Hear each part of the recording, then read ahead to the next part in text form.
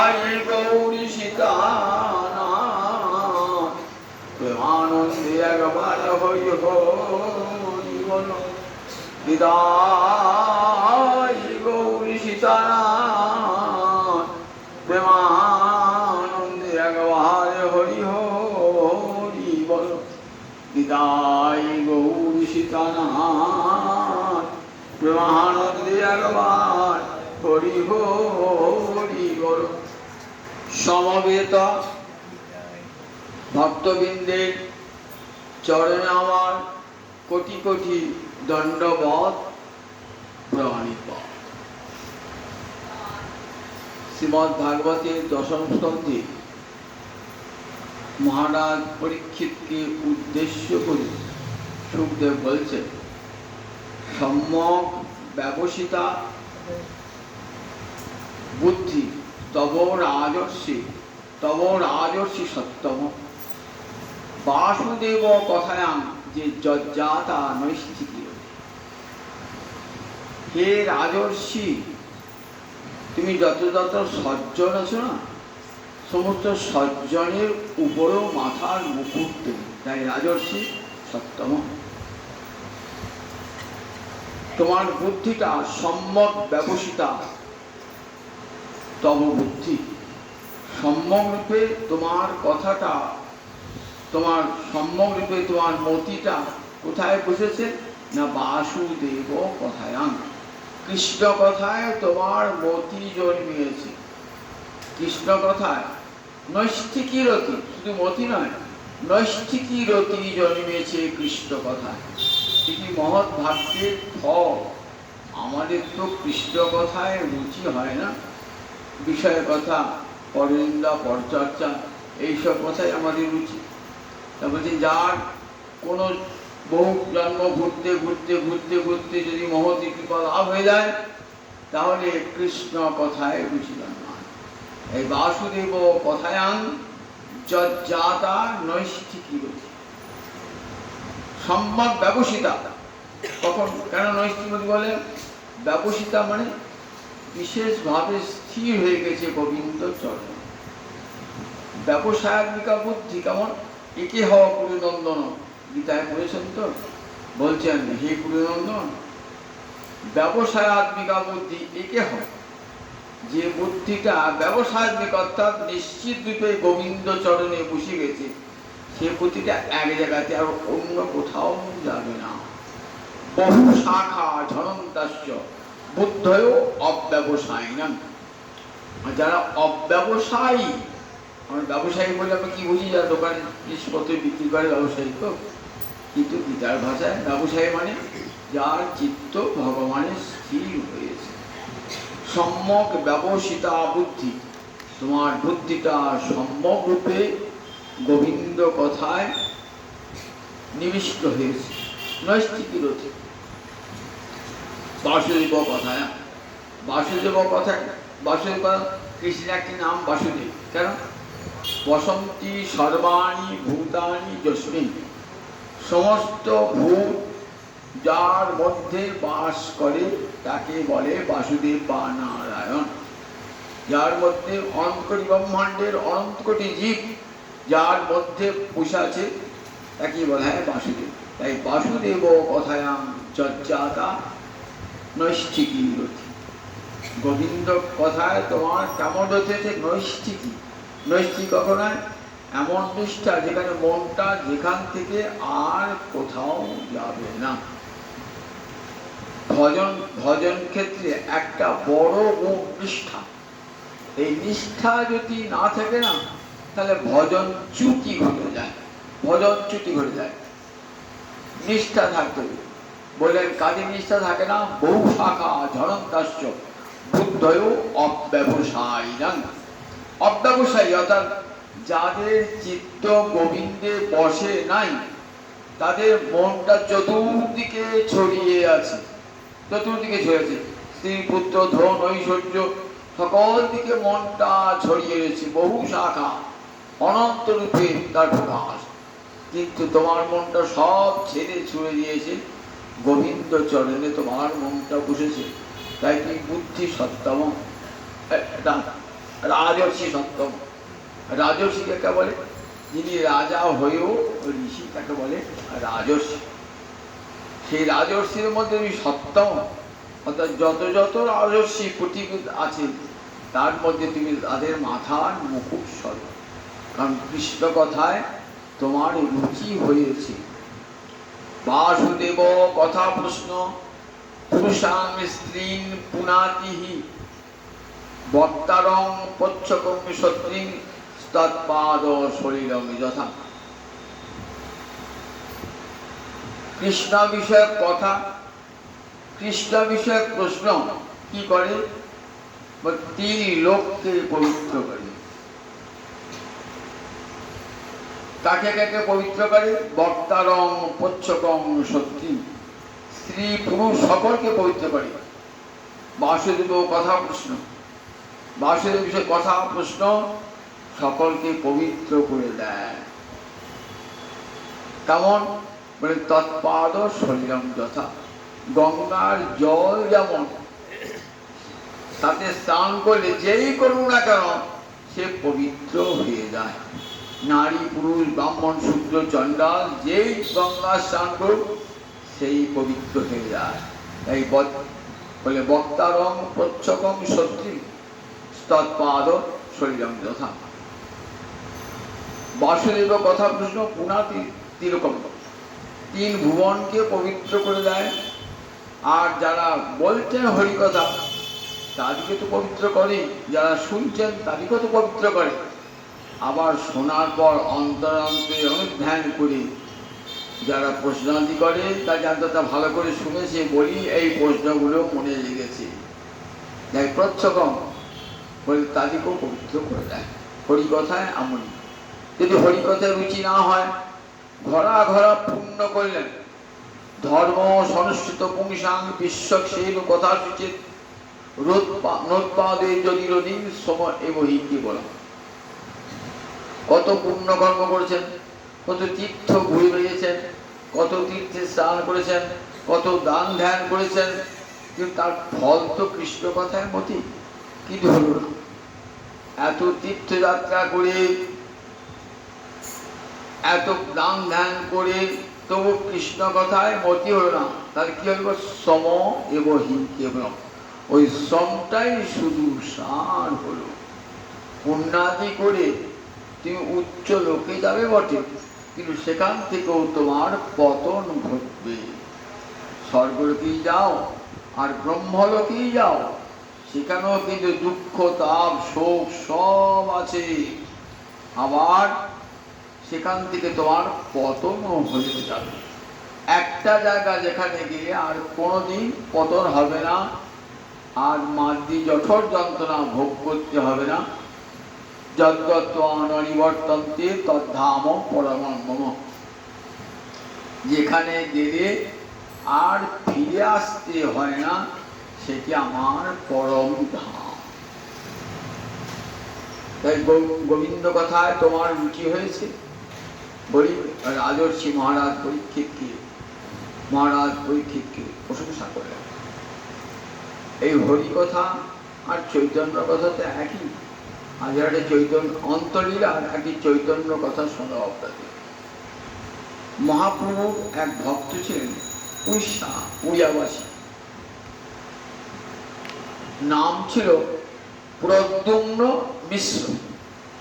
প্রদ্যুম্ন নামটা বুঝতে পারলেন? প্রদ্যুম্ন পয়রফলা দয়জফলা হস্যু ময়ে দন্ত নয়, প্রদ্যুম্ন মিশ্র। মহাপ্রভু পরম ভক্ত ছিলেন এবং পণ্ডিত ছিলেন। উড়িষ্যাতেই বাড়ি। একদিন মহাপ্রভুর কাছে গিয়েছে, মহাপ্রভু তোমার মুখ থেকে কৃষ্ণ কথা শুনতে বাঞ্ছা হয়। মহাপ্রভু দেখো, কৃষ্ণ কথায় যখন মতি হয়েছে, রুচি হয়েছে, তখন তো আমার মহাভাগ্য। স্বল্প ভাগ্যে কৃষ্ণ কথায় রুচি হয় না। তোমার কৃষ্ণ কথা শ্রবণে যখন ইচ্ছা জাগ্রত হয়েছে, তোমার ভাগ্য, মহৎ ভাগ্য। তা দেখো, আমি তো কৃষ্ণ কথা জানি না, আমি কার কাছে কৃষ্ণ কথা শুনি জানো? রায় রামানন্দের কাছে। দেখুন কতখানি বিনয়ের সঙ্গে আমার মহাপ্রভু বলছেন, বিদ্যার সাগর মহাপ্রভু তো ভক্তকে বড় করবার জন্যে বললেন, আমি তো কৃষ্ণ কথা জানি না, রায় রামানন্দের কাছে যাও। রায় রামানন্দ কে বলুন দেখি?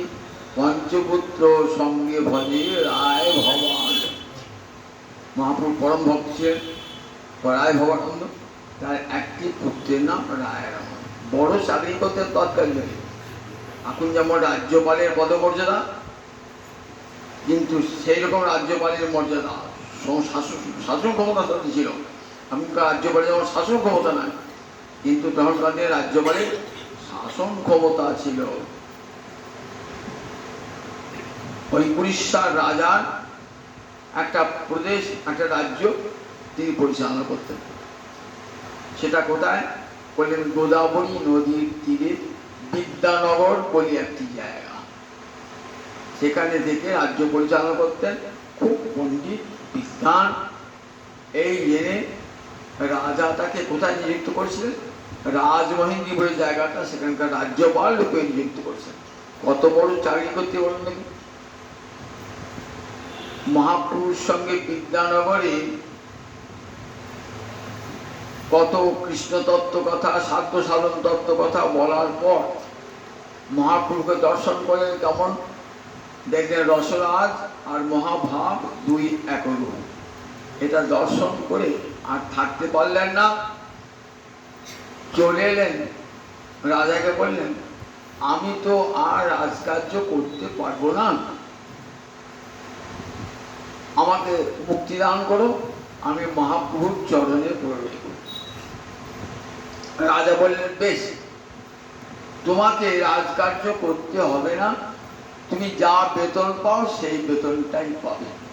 তবে আমার একটা কথা আছে, যদি মহাপ্রভুর কৃপা আমাকে পাওয়াতে পারো, চেষ্টা করে যাতে মহাপ্রভুর কৃপা আমার প্রতি বর্ষিত হয়। সেই রায় রামানন্দ উড়িষ্যাতেই থাকতেন। রায় রামানন্দ অনেক রাত্রি পর্যন্ত কে কে থাকতেন মহাপ্রভুর কাছে?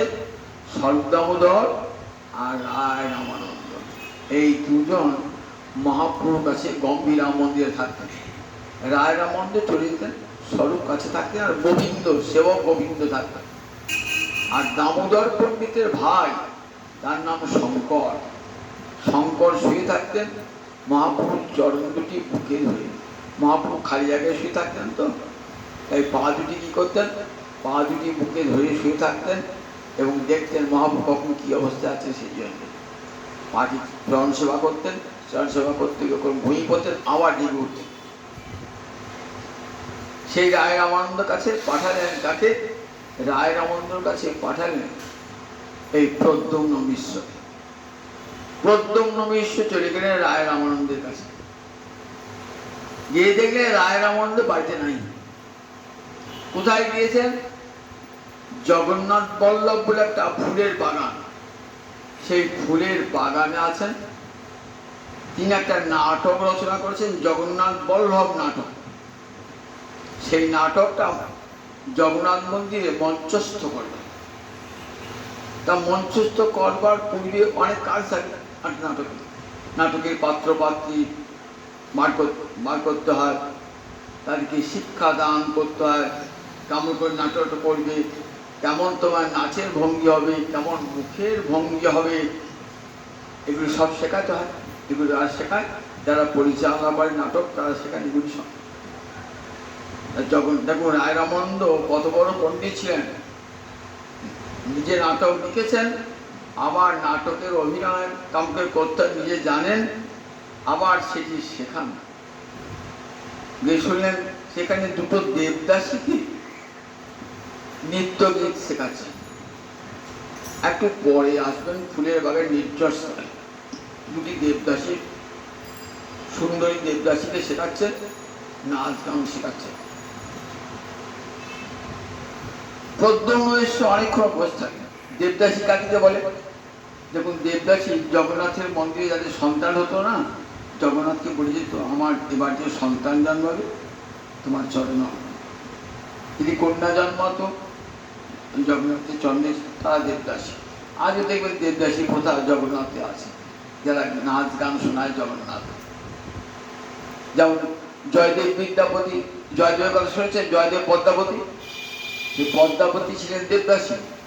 দেবদাসী দক্ষিণে মেয়ে পদ্মাবতী, সেই পদ্মাবতী দেবদাসী, অর্থাৎ জগন্নাথের চরণে উৎসর্গীকৃতা, জগন্নাথ চরণে।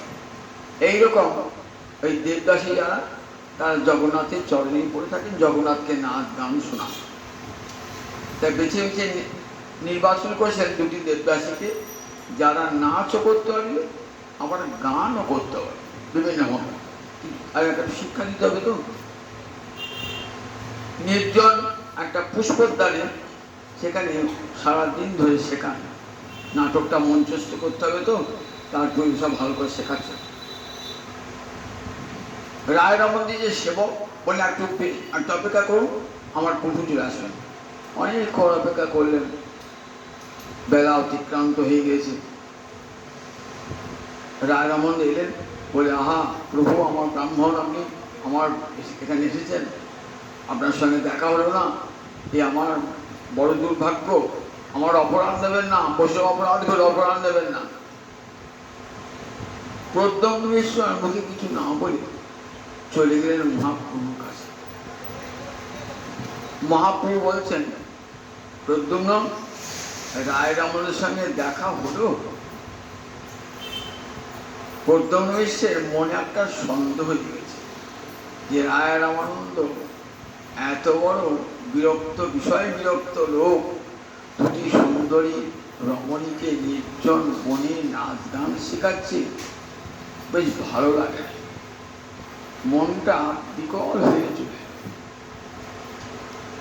মহাপ্রভুকে বলতে পারছেন না প্রথম, ধীরে ধীরে বলেন, প্রভু এমন লোকের কাছে পাঠালেন যে দিনের মধ্যে সারাটা দিনই স্ত্রী সঙ্গী হয়ে থাকে, আর আপনি তার কাছে আমাকে পাঠালেন কৃষ্ণ কথা শুনবার জন্য।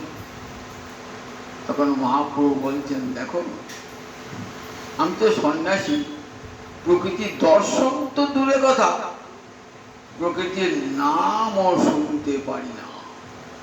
সন্ন্যাসী কর্তব্য নয় প্রকৃতি সম্ভাষণ। আমরা অনেকেই জানেন যে মহাপ্রভু যখন পুরী থাকতেন না, একটা সুন্দর ছেলে মহাপ্রভুতে আসতেন, দেখতে খুব সুন্দর, গোপালের মতো। মহাপ্রভু তাকে খুব আদর করতেন। আর দামোদর পণ্ডিত লক্ষ্য রাখেন, দেখতেন ওই ছেলেটার মা হলে খুব সুন্দরী রমণী। একদিন বলছে মহাপ্রভু শাসন করার অধিকার ছিল দামোদর পণ্ডিতের। মহাপ্রভু জানিয়ে যা ও কার ছেলে, শাসন করার অধিকার ছিল। বললেন, প্রভু ওই ছেলেটিকে আদর করো, জানো না তো একটা সুন্দরী কুড়িয়া রমণীর পুত্র। এইবার লোকে দুর্নাম নেবে, কেমন সন্ন্যাসী দেখো। বলে ঠিক বলেছো দামোদর, ঠিক বলেছো, আমি তো দেখি এখন তার মাকে। দেখো তুমি ছাড়া আমাকে কে শাসন করে বলো কি? আমাকে দেখো ধর্মপদ থেকে সরিয়ে এনেছো, অধর্মপদ থেকে সরিয়ে এনেছো, তোমার বড় কাজ, সেই জন্য তোমাকে রেখেছো কেন? মহাপ্রভু জানেই না। তাই বলে দেখো স্ত্রী দর্শন তো দূরের কথা, আমি নামটাও শুনতে পারি না। পরমেশ্বর মোদক মহাপ্রভুকে নবদ্বীপে কি খাওয়াতেন? লাড্ডু খাওয়াতেন, মিষ্টি খাওয়াতেন, মুরগি খাওয়াতেন, মুরগি নাড়ু খাওয়াতেন। তা মহাপ্রভু সন্ন্যাস পেয়েছেন, পরমেশ্বর মোদকও পেয়েছে। পরমেশ্বর মহাপ্রভুকে প্রণাম করলেন, বললেন পরমেশ্বর তার স্ত্রী এসেছে, তার ছেলে নন্দ অমুকের মা এসেছে। মহাপ্রভু সেদিকার মুখটাই ঘোরালেন না, মুখটাই ঘোরালেন না। বললেন সন্ন্যাসী ধর্ম নয় প্রকৃতি সম্ভাষণ। তা দেখো একমাত্র রেখো রায় রামানন্দী একটি অধিকার আছে, আর কারও অধিকার নাই। তুমি রায় রামানন্দ কি তা জানো না। দেখো পৃথিবীতে 3.5 জন বৈষ্ণব আছে, 3.5 জন বৈষ্ণব, 3 জন আর আখ্যান, 3.5 জন বৈষ্ণব আছে। কে কে 3.5 জন বৈষ্ণব? স্বরূপ দামোদর, রায় রামানন্দ, সিকি মাহিতি, আর সিকি মাহিতির বোন মাধবী দাসী। মাধবী দাসী নারী বলে অর্থাৎ এই 3.5 জন বৈষ্ণব আছেন পৃথিবী। স্বরূপ দামোদর, রায় রামানন্দ সিকি মাহিতি, ওই যে কি টাকা পয়সা দিয়ে লিখে এক ইকোর অধিকারী ছিলেন জগন্নাথ মন্দিরে, আর নাম ছিল সিকি মাহিতি, ওই দেশেই লোক। স্বরূপ দামোদর, রায় রামানন্দ আর সিকি মাহিতি তিনজন। আর সিকি মাহিতির বোনের নাম ছিল মাধবী। 13.5 বছর এত কিছু লোকজন রয়েছে। বলে রাগমার্গের বৃন্দাবনের ভজন একমাত্র ওই 3.5 জন ছাড়া কেউই করতো না। রাগমার্গের ভজন বৈদিক ভক্তি তখন জগৎ জোড়া, কিন্তু ওই রাগমার্গের ভজন রাধা রানী ব্রজদেবীর আনুগত্যে মধু রসে যে গোবিন্দ সেবা, যেটা দান করবার জন্য আমার মহাপ্রভু এসেছিলেন, অনর্পিত চরিচিরাত করুণায় অবতীর্ণ করো, কৃপা করে যা কোনোদিন দেওয়া হয় না সেটি দান করবার জন্য এসেছিলেন। মঞ্জরি দেহে গোবিন্দের ভজন সেটি করতেন এই 3.5 জন। তাই মহাপ্রভু বলছে 3.5 জন একমাত্র পৃথিবীতে করতে আসে। তাই রায় রামানন্দ পিকা যাও শোনো, রায় রামানন্দ কেমন জানো, বলে দেহটা মানুষের মধ্যে দেখছো, কিন্তু সিদ্ধ দেহ, সিদ্ধ দেহ, তার দেহটা অসিদ্ধ। জগতে তার নারী পুরুষ ভেদ বোধদাই নাই, কোনটা নারী কোনটা পুরুষ ভেদ বোধদাই। মধুর রসের চরম সীমায় উঠলে পড়ে আর নারী পুরুষের ভেদ থাকে না। তারা জানে জগতে একমাত্র পুরুষ হলেন গোবিন্দ, আর সবাই তার প্রকৃতি, কি পুরুষ কি নারী সবাই তার প্রকৃতি। এই ভেদবোধ আমাদের আসে না, আমাদের ভেদবোধ আসে বলে যতক্ষণ পর্যন্ত ভেদ বুদ্ধি থাকবে ততক্ষণ কিন্তু মধুর রসে ভজনটা হবে না, মধুর রসে ভজনটা হবে না। দেখবেন রাজরাসে সেই সুখদেব বলছেন বিকৃতং ইদং ব্রজবধূ, বললেন ব্রজবধূগণের সঙ্গে এই গোবিন্দের রাসলীলা যারা শুনবেন তাদের কি লাভ হবে। বর্ণয়েত অথ সিংহ অনুসীনবাদ, যিনি বর্ণনা করছেন আবার যিনি শ্রবণ করবেন, ভক্তি পরাং ভগবতী প্রতিরক্ষ হৃদোগম কামম আশু অপিনতি অচিরেণ ধীর। বললেন তারা কি হয়, নৈষ্ঠিকী ভক্তি লাভ করে ভগবানের পরমা ভক্তি লাভ করেন। আর কি হয়, তাদের হৃদয়ের লোক যে কামনা সেটা চিরকালের জন্য দূর হয়ে যায়, আশু অপরিণতি। তাই রায় রামানন্দ সেই রকম একজন ব্যক্তি যার হৃদয়ে নারী পুরুষ ভেদ নাই। সিদ্ধ দেহ কি ভাবেন, ওই দেবদাসের দুটিকে কি ভাবেন, সেব্য বুদ্ধিতে সেবা করেন তাদের। বলেন তুমি আবার যাও, মহাপ্রভুর কথা শুনে প্রদ্যুম্ন ঈশ্বর আবার গেলেন। এবার কিন্তু রাজমশাই সাক্ষাৎ পেলেন, বললেন বিপ্রবর হে ব্রাহ্মণ কোন প্রয়োজনে এসেছেন। বলে আমাকে মহাপ্রভু পাঠালেন। কি জন্য পাঠালেন, কৃষ্ণ কথা শুনবার জন্য। বলছে হ্যাঁ আমার পরম ভাগ্য, স্বয়ং ভগবান যিনি তিনি পাঠিয়েছেন আমার কাছে তার কথা শুনবার জন্য। ভগবান তো নিজের কথা বলেন না, ভক্ত তার নিজের কথা বলেন, ভগবান নিজের কথা বলেন না, সেটা ভালো দেখায় না। ভগবান যদি নিজের কথা বলেন তাহলে সেটা ভালো দেখায় না, ভক্তের মুখ দিয়ে বলা। তাই বলেন দেখো ভগবান নিজে না বলে আমাকে পাঠিয়েছেন।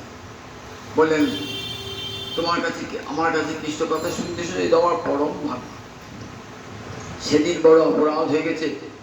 এই বলে কৃষ্ণ কথা শুরু করলেন। কোন কথা শুনবে বলো, ওই বিদ্যানগরে মহাপ্রভুকে যে কথা শুনিয়েছি। গোদাবরী নদীর তীরে বিদ্যানগরে রায়রামানন্দ সংবর আছে, চৈতন্য চরিতামৃতে মধ্যলীলা অষ্টম পরিচ্ছেদে, সেখানে ওই সব বিদ্যানগরে তখন সব যা যা মহাপ্রভুকে বলেছেন সেই সব শোনাতে হবে। কিন্তু একদিনের মধ্যে সে কেমন 10 দিন ধরে শুনেছিলেন মহাপ্রভুকে রায়রামানন্দ। একদিনে কি করে শোনাবেন, সংক্ষিপ্ত করে শোনাবেন।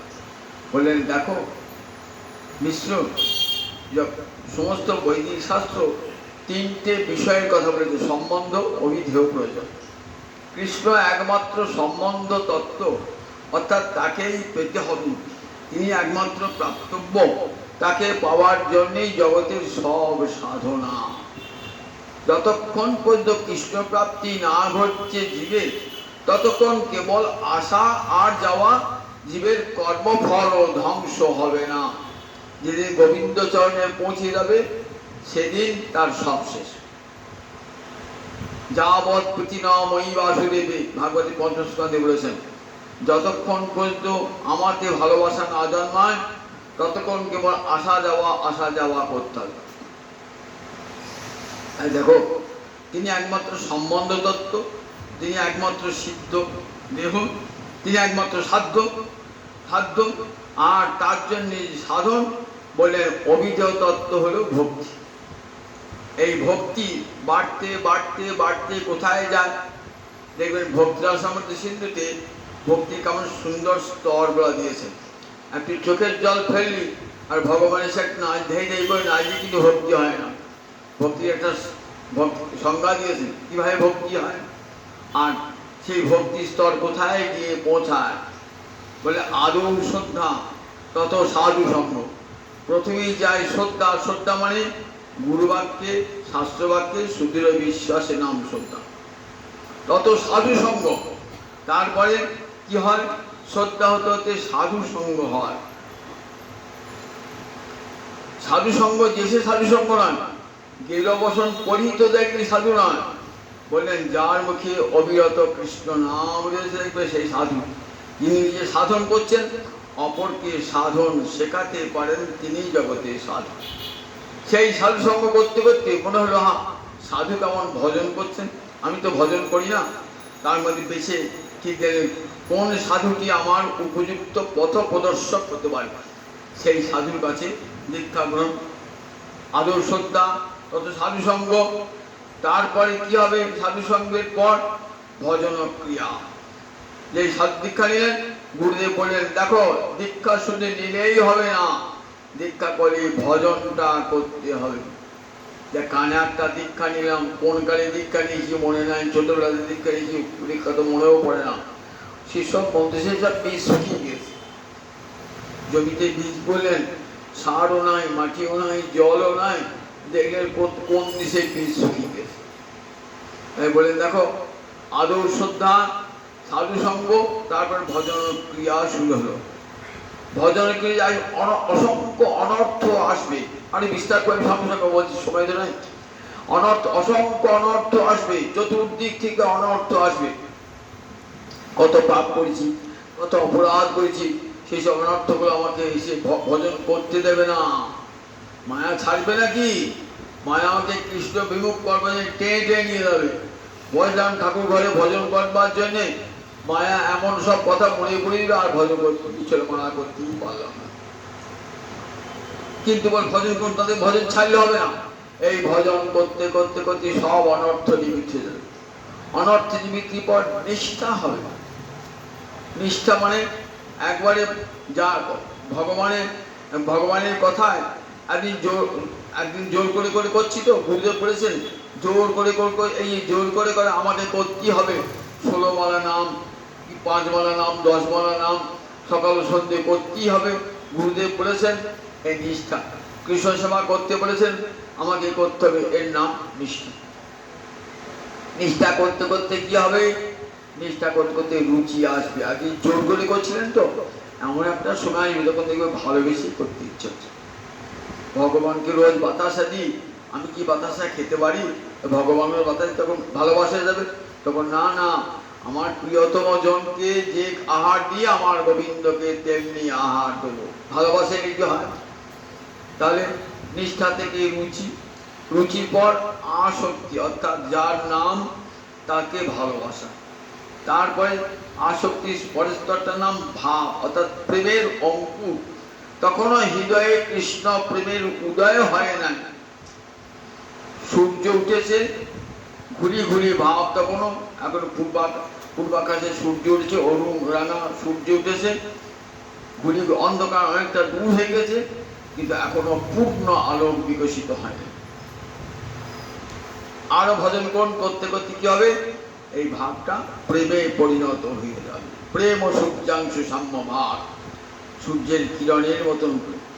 তখন কি হবে, সম্যক মসিত শান্ত মোত্তাতি স্বয়ংকৃত, চিত্তটা গলে যাবে। তখন যে জল আসবে সেই জলটা সত্যিকারের জল। আমি ভজন সাধন কিছুই করলাম না, সংসার একটা ধাক্কা পেয়েছি, আঘাত পেয়েছি, এসে ঠাকুরের কাছে কাঁদলাম, চোখে জল ফেললাম। শ্রী গোবিন্দের জন্য ফেলাম না, শ্রী গোবিন্দের জন্য ফেললাম নাকি? আমার নিজের মনের দুঃখ যা হবে কাল, তাকে তো ভক্তি বলে না। সম্যক প্রশিক্ষণ, চিত্তটা গড়িয়ে যাবে, গড়িয়ে গিয়ে তখন চোখ দিয়ে আপনি জল বার হবে, সব মমতা আর প্রবল মমত্ব আসবে, গোবিন্দে প্রবল ভালোবাসা আসবে।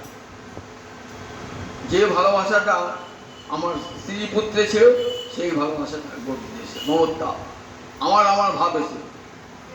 এই যে ভাবটির নাম ভক্তি শাস্ত্র বলতে ভক্তি শাস্ত্র বলেছেন, এই নামটা প্রেম। এই প্রেমটা দিয়ে কি হয় বলে, এটা এই বৈদিক ভক্তির প্রেম। এর প্রেমে আমি বৈকুণ্ঠ বই যেতে পারবেন, কিন্তু গোলক বৃন্দাবনে যাওয়া যাবে না। রাগ মার্গের ভজন করতে গেলে কি হবে? এইবার রাগ মার্গের সাধুর কাছে যদি দীক্ষা প্রাপ্ত হন, তবেই তো আপনাকে রাগ মার্গের ভজন সে শেখাবেন। আমি দীক্ষা নিজের বৈদিক ভক্তির স্তর উঠেছেন, তিনি তো আপনাকে আর বৃন্দাবনের পথে নিতে পারবেন না।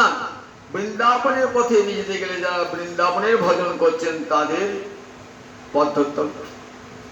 এইবার সেখানে কেউ প্রেমটা ধীরে ধীরে স্নেহ, মান, প্রণয়, রাগ, অনুরাগ, ভাব, মহাভাব। মহাভাব আবার রূঢ়, অধীর, অধীর আবার মদন আর মাদন, এই স্তরে বুঝি যায়। এই ব্রজবাসীরা সব এই স্তরে। ব্রজে শান্তমা দাস্যরা আছে, কিন্তু শান্তরস ব্রজে নাই। ব্রজের সাধনে কিন্তু তিনটি: সখ্য, বাৎসল্য আর বধূ। সখ্য, বাৎসল্য আর বধূ। বৃন্দাবনের সখাগণ তার কাঁধে চড়ছেন, কাঁধে চড়ান। মা যশোদা, পিতানন্দ, মা রোহিণী ভালোবাসেন, বাৎসল্যের রস আছে। আবার বুঝে আমাদের কান্তাস। এর মধ্যে সবচেয়ে কোনটা না বলেন, পরিপূর্ণ কৃষ্ণ প্রাপ্তি এই প্রেমা হইতে, এই প্রেমার বশ কৃষ্ণ কহে ভাগবত। মধুর রসে সব রসের প্রেমের পরিসম। এটি হলে কি হয় না, ভগবানের কি হয় না, ভগবানে এমন আর না সরমণ না হামরমণী, তখন আর নারী পুরুষ ভেদ থাকে না। জগতে কৃষ্ণই একমাত্র পুরুষোত্তম। আমি আমার দেহ মন প্রাণ সেই কান্তরূপে ভগবানকে ভজন করেছি। ঠিক এই জগতে কান্তা পত্নী যেমন পতিকে ভালোবাসে, ঠিক তেমনি ভালোবাসা ভগবানে এসে যায় মধুর রসের সর্বশেষ প্রান্তে। এই ভালোবাসাই বলে তার মধ্যে রাধা প্রেম সাধ্য শিরোমণি। কত প্রেমের কথা বললেন, সখ্য, বাৎসল্য সব বলতে বলতে বললেন, সব শেষে বললেন রাধা প্রেম সাধ্য শিরোমণি, যাহার মহিমা সর্বশাস্ত্রের দেবানায়। রাধা প্রেমের উপরে আর কিছুই নাই, এবং সমস্ত শাস্ত্রে রাধারানী মহিমা বর্ণনা করেছে। এই রাধারানী অনুগত হয়ে ভজন হয়েছে বৃন্দাবনে ভজন। ব্রজগোপী অনুগত হয়ে বল, গোপী অনুগতি বিনা ঐশ্বর্য জ্ঞানে, ভজিলেও না পায় ব্রজে ব্রজেন্দ্র নন্দনে। গোপী আনুগত্য ছাড়া এই কৃষ্ণ ভজনের প্রেম লাভ হয় না, ব্রজের ভজন হয় না। সমস্ত ব্রজের বিগতে আনুগত্য, রাধারানী আনুগত্যে তবে ব্রজ প্রেম লাভ হবে। গুরুদেব যদি সেই মঞ্জরি ভাবাবিষ্ট হন, তবেই আপনার কর্ণে দেবেন সেই মঞ্জরি, দেহ দান করবেন, আর সেই মঞ্জরি দেহ দিয়ে আপনি সেবাও দান করবেন। আপনি নিভৃত নিকুঞ্জে বসে বসে সেই সেবা করছেন। এটার বৃন্দাবনের ভজন, রাগ মার্গের ভজন। কত এগুলো অনেক কথাই আছে, আমি সঙ্গে বললাম। এই যে শোনাচ্ছেন রায় রামানন্দ শোনাচ্ছেন আমাদের প্রদ্যুম্ন মিশ্র। প্রদ্যুম্ন মিশ্র শুনতে শুনতে শুনতে তন্ময়। দুপুর পেরিয়ে গেল, সন্ধে হতে হলো, খেয়াল নাই দুজনেরই, গুরু শিষ্য দুজনই, বক্তা শ্রোতা দুজনই খেয়াল নাই।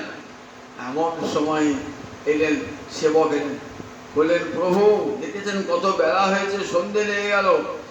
তখন রায় রামানন্দ কৃষ্ণ কথা শেষ করলেন। এইবার প্রদ্যুম্ন মিশ্র গেলেন মহাপ্রভুর কাছে। মহাপ্রভু, প্রভু কৃপা করি পারছে রায় রামানন্দের কথা। রায় রামানন্দ রসের সমুদ্র, আমি চিনতে পারি না, ভুল করেছে। রসের সমুদ্র, পৃথিবীতে কৃষ্ণ কথা জানেন তো একমাত্র রায় রামানন্দ। আপনি একটা মহা কৃপা করেছেন। তবে রায় রামানন্দ কি বললেন জানো? বলে এসব তো আমার কথা নয়, আমি বীণা যন্ত্র, যেমন করে বাজাবে তেমনি করে বাজি। আমাকে প্রভু যেমন করে জয়ছে কহায় তৈছে কহি, যেমন করে আমাকে বলাচ্ছেন আমি তেমনি করেই বলছি। বলছে ধরো রায়ের মধ্যে সব ভক্তের স্বভাবেই, নিজেই বলেন কিন্তু অপরের নাম দেন। ভক্তের স্বভাব আমি বলছি বলেন না, বলে আমার অমুক করেছেন তমুক করেছেন বলেন, আমার বুদ্ধি করেছেন, আমার পূর্বপুরুষ করেছেন, এইসব নিজের নাম কখনো বলেন না। দেখো বলে আজ যেমন না পাঠাতেন পুনরায় রায়ের কাছে, আমার জীবনটা ব্যর্থ হয়ে যেত। ব্রহ্মার দুর্লভ সেই প্রেম আমি পেলাম আজকে রায় রমণদের কাছে। প্রভু আমি জন্মে জন্মে তোমার চরণে বিকিয়ে রইলাম। বলে আমার চরণে কেন? রায় রমণ চরণে? বলে না প্রভু, তোমারই কৃপাতে আমি রায় রমণদের সান্নিধ্য লাভ করেছি, আমি জন্মে জন্মে তোমার চরণের দাস হয়ে থাকি।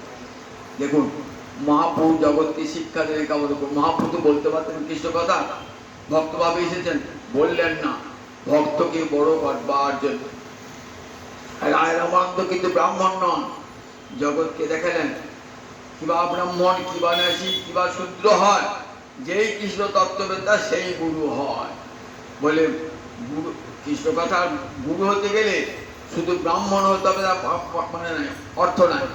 বললেন যে কৃষ্ণ কথা বলতে বসে যে শূদ্র হয়, সন্ন্যাসী হয়, ব্রাহ্মণ হয়, অন্য জাতি হয়, তবু তার কাছে কৃষ্ণ কথা শুনবে, তাকেই শ্রবণ গুরু বলে অন্তরে অন্তরে শ্রদ্ধা করবে। এটি শিক্ষা দেয় জগৎ মাঝে। আবার নিজের ভক্তের মহিমা জগৎকে জানাবার জন্য নিজে কৃষ্ণ কথা না বলে রায় রামানন্দের কাছে পাঠালেন।